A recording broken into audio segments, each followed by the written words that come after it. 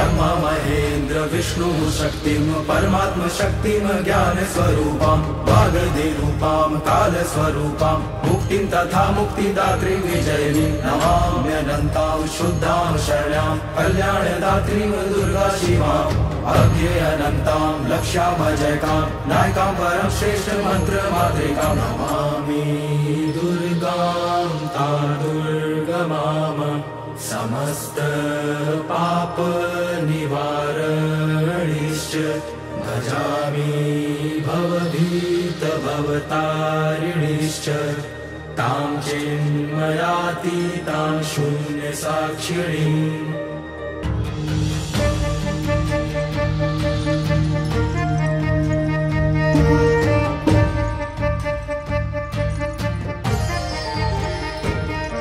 नमामि दुर्गां ब्रह्म ब्रह्म प्रकृति पुरुष रूपां विश्वरूपां सद स्वरूपां त्रिगुणात्मिकां च जगत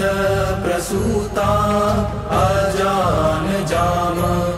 आनन्द अनानन्द विज्ञान विज्ञान अपञ्चीकृत पञ्चभूतां जगत स्वरूपां वेद अवेद विद्या अविद्यारूपां नमामि ऊर्ध्व अधः तिर्यक् सर्वव्याप्ताम् आदित्यवशूद्रगति स्वरूपां ब्रह्मा प्रजापति भगवान विष्णु चराचरणांचाधारभूताम्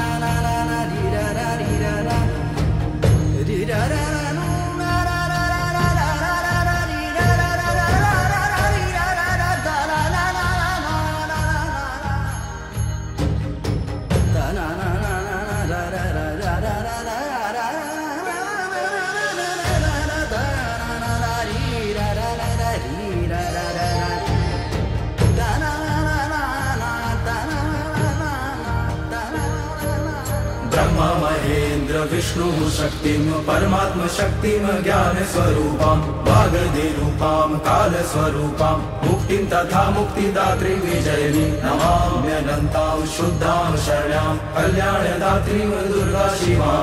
अज्ञेयनन्तां लक्ष्यामजयकां नायकां परं श्रेष्ठ मंत्र मातृकां नमामि दुर्गां ता दुर्गमाम समस्त पाप निवारणिश्च भजामि भवभीत